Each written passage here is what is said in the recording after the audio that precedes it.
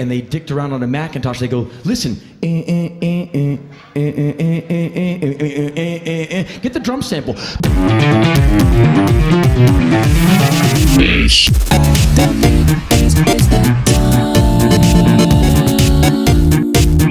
Despite what aging punk rockers might say, electronic music is a very important part of today's musical landscape. Now, there is a niche for it, but performing bass guitar within this live electronic music context can present some challenges that can't easily be solved by just having a cool pedal board, although it can help. Laptop setups can help solve problems regarding signal flow, monitoring, and also creating cool sounds that are appropriate for electronic music. I use my laptop on stage for 3 of my projects: electro jazz band Sungazer, rock band Bright and Loud, and electro pop artist Micky Blue. I recently did a gig with her band at Pianos on the Lower East Side of Manhattan as part of her residency there, and I thought this might be a cool introduction to you guys on playing bass through a laptop. For your basic setup, you need a laptop and an audio interface. Ableton Live is the industry standard for most live setups, but MainStage is a great and far cheaper alternative. I use an app called TouchOSC for my iPad that lets me design my own MIDI controller interface. I have several different ones for different bands.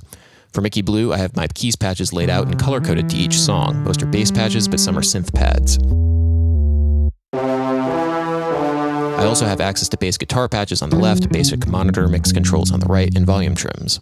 I also gave myself an XY touchpad with which to play around the control's frequency cutoff on a few patches.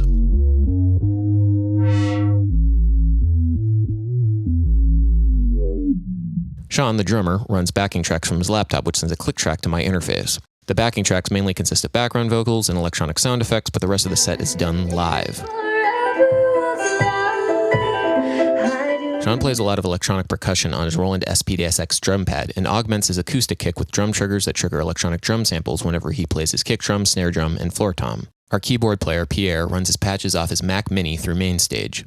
He uses a portable USB monitor to interface with his computer and a small Akai MIDI controller for switching patches. I live in New York City, which means that my setup needs to be super light and portable so I can take it on the subway. Unfortunately, it also means that the band has to prepare for the worst in terms of on-stage sound, so we all use in-ear monitors to hear ourselves in the click track so that we never have to rely upon in-house sound engineers to hear ourselves. When we perform, we keep the setup stupid simple for front of house.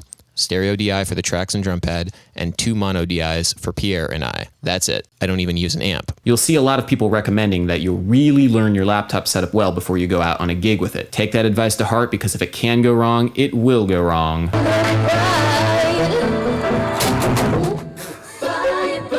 A big part of this is simply running the set over and over and over again so you know what to do if there's any software or hardware failures. You will have enough on your mind trying to perform the music, so you really don't want to be worrying why your patches aren't changing. So for all that hard work, how does it actually sound?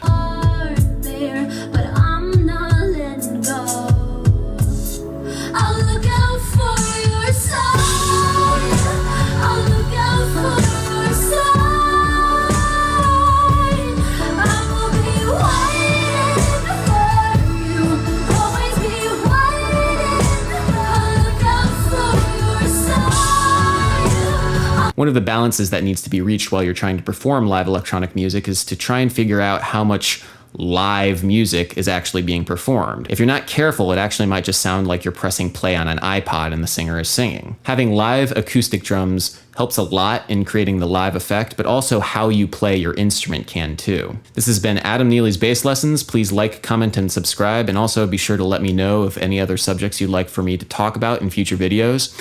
Until next time, bass.